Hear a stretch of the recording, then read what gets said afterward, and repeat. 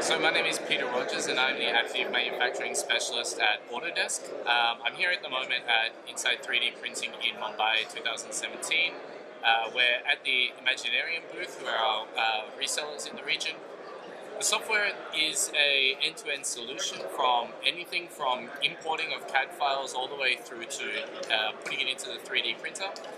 Some of the key things that we have seen a lot of success with is the optimization of design, the preparation of files to ensure that they're 3D printer ready, and then of course taking that file that we have and then getting it ready with whether it be the hatching, whether it be the slicing, all of these different functionalities are within the one software.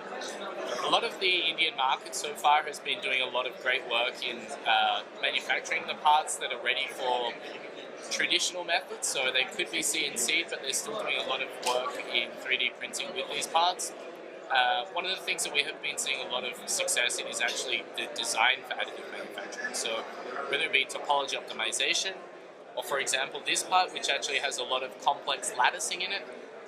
By doing things like this, you can actually decrease the weight of, in this case it was about 45%, but we have seen parts going down by about 60 or 70% in some of the weight reduction.